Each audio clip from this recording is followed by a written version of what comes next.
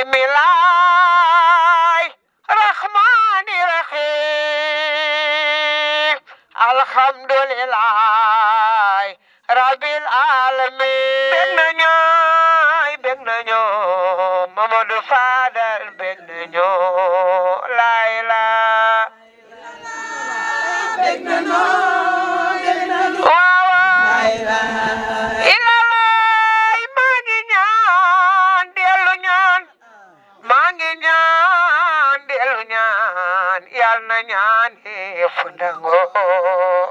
en tout cas mbégte bu rëy la am teew fii tey ci Malika donc lu ñu bëgg mooy li nga xam ne muy naqaru sénégalais ñu jëlee ko fi ci kaw loolu nag laa ni damay xool ki nga xam ni méngoo nañu ay jikko mën nañoo ànd ma dem jàppale ko ngir ñu mën a au soir du 24 mars incha allah ñu mën a jël ndam bi. lu war a mën a nekk la.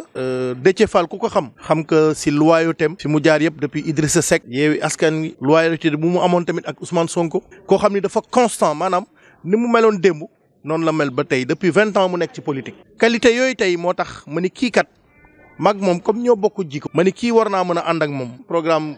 programme bi mu bëgg pour Sénégal mooy programme boo xam ni Sénégal dina taaru ci xool ba pare ñu am fi dundin bu neex.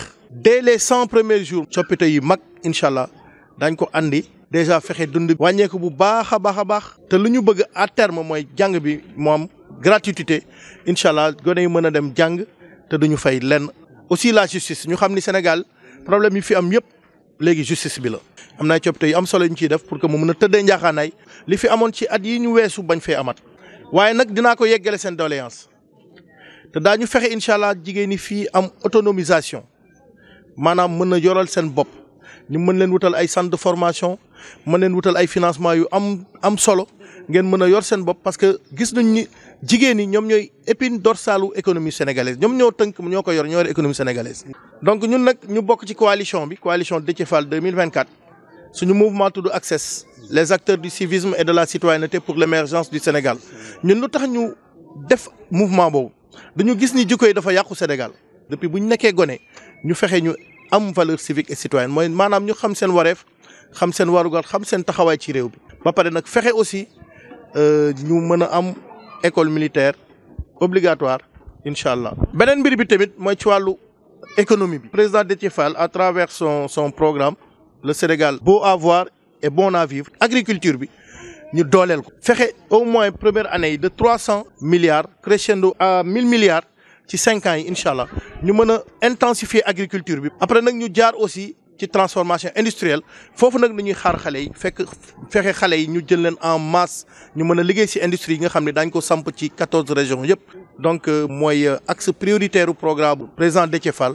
di ñaan ngeen mën ñoo jàppale ñu mën a liggéeyandoo incha allah pour ñu mën ko fal te suñ ko falee su neexee yàlla Sénégal dina génn ci li nga xam ne mooy guuta bi mu nekk. incha allah le 21 day def caravane fii.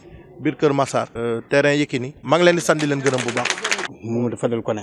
te incha allahu rabbi. te li mu leen wax dina ko def parce que même pas du lool sax man gis naa mu joxe formation ay pâtisserie jox leen diplôme jox leen lépp te boobu lii ñëwagul élection yi ñëwagul. ñi nga xam ni ñooy wax affaire politique politicienne dana waxu politicien la jarul sax dóor say doom non ñun lañuy def politique de développement communautaire social la ñu wax. pour les besoins spécifiques. mën nga maye ñaar maye lépp nangu ko sauf ñaar mooy lan loo jàngal nit ki ba mu dugg ci boppam ak loo xamee fi mu nekk Mamadou Fadel Koné mii xam ngeen ko bon mënu ma ci dara.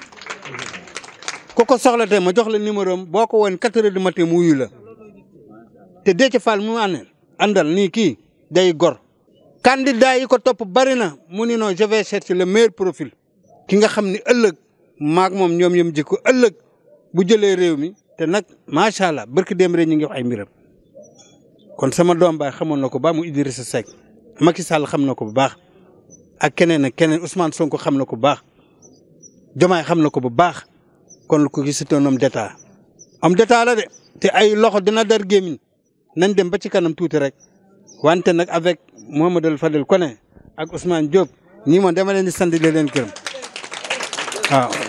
lépp lu mu wax fi dina ko def incha allah rabbi. waaw comme moom nu leen ko waxee rek moom day offrir ay formation yoo xam ne da koy jàppale askan gi bépp gox boo xam ne mu ngi ci Sénégal bi wax dëgg yàlla def na ci ay formation yu bari yoo xam ne jàppal nañ ko même ñun suñu association bi sax may nañu ay formation yu bëree bëri salaam ñu ngi leen di sant nag di leen gërëm leen wax na ngeen waajal la 21 incha allah ok jërë ngeen jëfaay